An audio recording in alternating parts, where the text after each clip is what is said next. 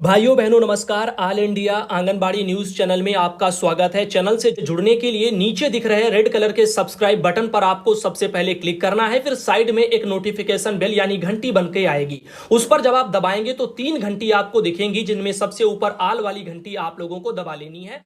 आंगनबाड़ी सेविका सहायिका मिनी बहनों, आज शाम की सच्ची खबरों में आप सभी का स्वागत है। वीडियो को पूरा जरूर देखना और साथ ही लाइक करना, कमेंट करना, शेयर भी करना और अपने भाई बहनों को चैनल से जोड़ने का प्रयास भी करना। तो बहनों आपको बता दें, एक बहुत ही बढ़िया सा सरकारी आदेश आया है जो अखिलेश सिंह जी जिलाधिकारी हैं सहारनपुर जिले के, उनका यह सरकारी आदेश है जो कल 7 जून को उन्होंने कार्यालय जिलाधिकारी से ये सहारनपुर से जारी किया गया है।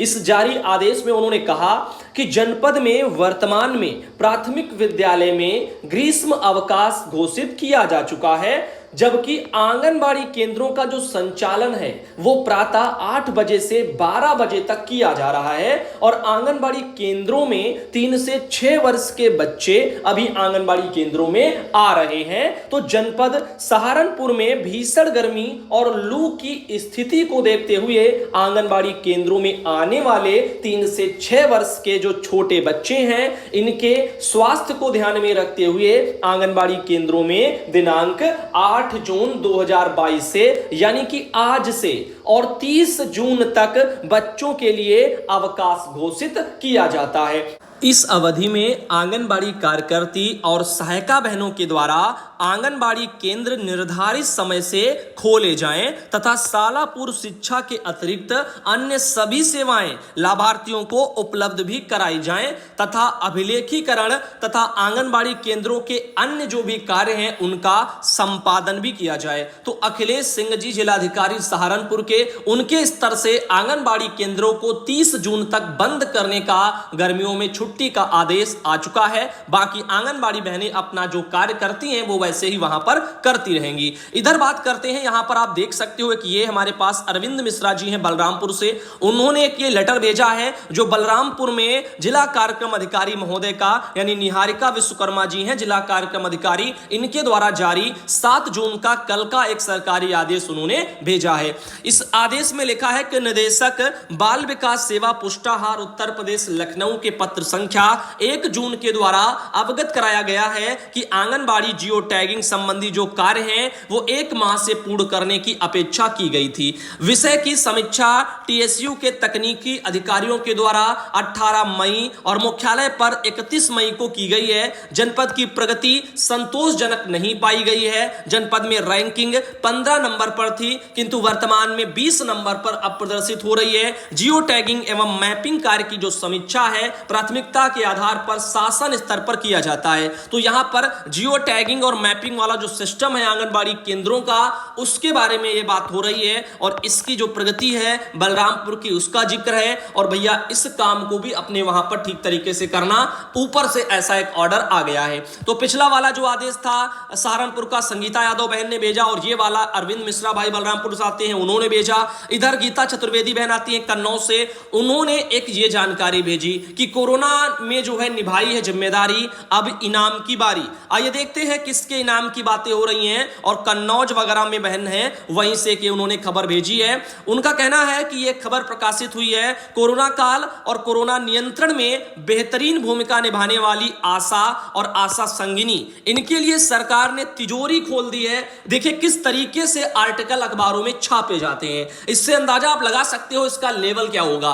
कोविड टीकाकरण और संबंधी अन्य गतिविधियों में प्रतिभाग करने वाले कर्मचारियों को 500 रुपया प्रति माह के हिसाब से 24 माह की प्रोत्साहन राशि दी जाएगी। ये कोई अलग से थोड़ी है जो इनके लिए बहुत ज्यादा तिजोरियां सरकार ने खोल दी हैं। अरे कोरोना जैसे काल में 2-2 साल तक बहनों ने अपनी जान जोखिम में डाल करके काम किया है, पूरे महीने जो काम किया है जान जोखिम में डालकर, ऐसे में पूरे महीने का मेहनताना उनका 500 के हिसाब से मिल रहा है। तो ये तिजोरी खोलना नहीं कहते हैं, ये फायदा उठाना कहते हैं। अब किसी एक कर्मचारी को ऐसे समय पर जो है जब अच्छे लोग अपने घरों से नहीं निकलते थे, चुपचाप बैठ बैठे रहते थे। ऐसे में गरीब वर्करों को इन जान जोखिम में डाल करके काम लिए गए हैं, जिसका मेहनताना महज 500 रुपया है, और वो भी 1 साल पहले जो इन चीजों की घोषणाएं हो चुकी हैं। आंगनबाड़ी बहनों को काफी जगह ये पैसा पहुंचाया भी जा चुका है। अब बाकी जो रह गई आपकी आशा बहनें, इनके लिए भी बोला गया था, और विभाग इतना लापरवाह है वहां पर कि इनका पैसे का भुगतान अभी तक नहीं किया गया। अब किया जा रहा है जो है 24 महीनों का, यानी कि 2 साल का पैसा 12,000, उस पर भी ये जो है यहां पर इस तरह से आर्टिकल छापे जाते हैं, लगता है कि बहुत बड़ी तिजोरी सरकार ने दे दी। अरे उनके पीछे 2 साल की मेहनत को भी तो आप आंकिए, और वो भी जान जोखिम में डाल करके जो किया उसको आंकिए, और यहां पर बातें ऐसे की जा रही हैं। अरे आर्डर है इन चीजों का, कोई अलग से थोड़ी तिजोरी गवर्नमेंट ने खोल दी है। तो इस तरह से चीजें छापी जाती हैं जो पढ़ने में बहुत ज्यादा रोचक लगे आम लोगों को, लेकिन इसके पीछे लोगों की मेहनत को कोई ध्यान नहीं देता। इनका कहना है कि राष्ट्रीय स्वास्थ्य मिशन ने इसके लिए प्रदेश के सभी जनपदों को बजट भी जारी कर दिया है। राष्ट्रीय स्वास्थ्य मिशन की निदेशक अपर्णा उपाध्याय के मुताबिक कन्नौज जनपद में ग्रामीण क्षेत्रों में इतनी आशा हैं, इतने सब लाभार्थी, इस तरह से सब कुछ दिया गया। तो भाई अब सोचिए, यहां पर ये कोई बहुत बड़ी बात नहीं है, इसके लिए पहले से ऑर्डर आए हैं, सबको ही पता है। अब लापरवाही थी विभाग की जो समय से भुगतान नहीं करा पाए, अब लेट लतीफी भुगतान हो रहे हैं, उसमें भी बयानबाजी अखबार निकालने की ये जो है सरकार ने तिजोरियां खोल दी इनके लिए। वाह भाई वाह, 500 रुपया महीना का मेहनताना आप दे रहे हो, 300 रुपया डेली का लोगों को जो अकुशल मजदूरों को भी मेहनताना मिलता है, और आप 500 रुपया 30 दिनों का दे रहे हो। आप सोचिए, एक दिन का जो है यहां पर 300 रुपया मिलता है एक मजदूर को, जो कुछ भी ना जानता हो, मजदूरी करता हो, उसको एक दिन का 300, और यहां पर 30 दिन का जो है उनको आप दे रहे हो कितना, 500 रुपया केवल। तो ये एक शर्म वाली भी बात है, इस बारे में गवर्नमेंट भी थोड़ा सोचे। भाई देखिए, नमस्कार, गोद भराई और अन्नप्राशन का रजिस्टर खो गया है। कृपया करके जनवरी 2022 से अन्नप्राशन, गोद भराई, सुपोषण दिवस, इसकी तारीख बताने की कृपा करें। तो किसी भाई बहन के पास में अगर है तो हमें भेज देना, अगले वीडियो में उसको शामिल कर लेंगे, ताकि इन जैसी जो भी बहनें हो जिनको इस तरह से समस्याएं हो तो वो भी अपना नोट कर लेंगी। इधर देखिएगा एक और मैसेज है, सुधांशु भाई नमस्ते भाई, मुझे जियो टैगिंग में कुछ गलती हो गई है, मैं फिर से जो करना चाह रही हूं, नहीं हो रहा है, उपाय बताएं। तो उपाय पिछले वीडियो में सुबह बता दिया गया है कि आप सब बहनें जिनका भी ऐसा समस्या है, जो भी डैशबोर्ड वाली आईडी है जो अधिकारियों के पास होगी, वहीं से चीजें ऐड हो सकती हैं, वहीं से डिलीट हो सकती हैं, बाकी कोई ऑप्शन नहीं है। उच्च अधिकारियों को बताएं, वो चीजों को सही करेंगे जो भी तरह की दिक्कतें आपको आ रही हैं। इधर देखिएगा, जागरण में उत्तर प्रदेश के अलीगढ़ से भी एक खबर प्रकाशित हुई थी कि अलीगढ़ के पिछड़े ब्लॉक गंगीरी के विकास में प्रधान और सहायकों की एक अहम भूमिका देखने को मिलेगी। आइए तस्वीरों भी आपको दिखाते हैं, तस्वीर भी वहीं से आ रही है, जो जैसा कि आप देख रहे हो, गंगीरी विकास खंड को प्रदेश के 100 पिछड़े विकास खंडों में यहां पर शामिल किया गया है। अब यहां पर हो सकता है आने वाले समय में थोड़ा बहुत फंडिंग होगी, कुछ न कुछ सुधार आएंगे। इधर नीतू बहन आती है फिरोजाबाद से, और फिरोजाबाद के जो डीपीओ महोदय हैं महेंद्र प्रताप यादव जी,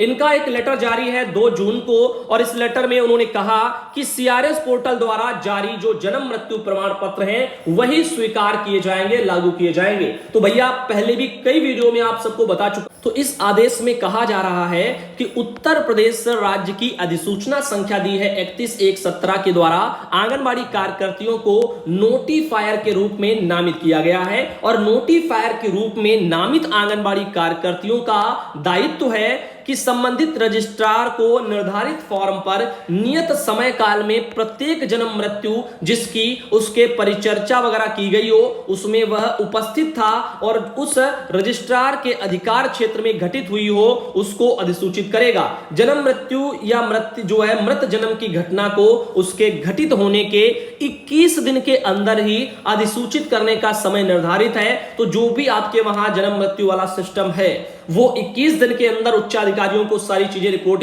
जो भी बनता है उसको करना होगा, यानी समय जो है वो 21 दिन का होता है। उपरोक्त पत्र में यह भी निर्देशित किया गया है कि दिनांक 1/2/2020 के बाद की सीआरएस पोर्टल द्वारा ऑनलाइन जारी किया गया जन्म प्रमाण पत्र ही स्वीकार एवं लागू करें। साथ ही एकीकृत बाल विकास योजना आईसीडीएस के अंतर्गत अधीनस्थ समस्त आंगनबाड़ी कार्यकर्ती को आंगनबाड़ी केंद्रों में प्रवेश करने वाले बच्चों का जन्म प्रमाण पत्र उक्त प्रक्रिया के अनुसार अनुसार बनाए जाने के निर्देश वगैरह किया गया है। तो यहां पर कह रहे हैं कि कार्यालय पत्र संख्या दी गई है 17/5/22। इसके द्वारा आपको पूर्व में भी नियमानुसार कार्रवाई किए जाने के लिए निर्देश किया जा चुका है। निदेशालय का पत्रांक पड़ा है 1 जून का। इसकी प्रति संलग्न करके इस निर्देश के साथ प्रेषित है कि समस्त कार्यकर्ती को सूचित करें और अनुपालन इसका सुनिश्चित कराएं। महत्वपूर्ण कार्य में किसी प्रकार की लापरवाही ना बरती जाए। तो महेंद्र प्रताप यादव जी जो है उनका एक लेटर जारी है, जो है किस जिले में, फिरोजाबाद जिले में। तो इस तरह से आज जो है शाम का वीडियो भाइयों बहनों यहीं तक रखेंगे और आप सबसे उम्मीद करते हैं कि आपने वीडियो को लाइक किया होगा, कमेंट किया होगा, साथ ही शेयर भी करेंगे और अपने भाई बहनों को भी चैनल से जोड़ने का प्रयास करेंगे। धन्यवाद भाइयों बहनों।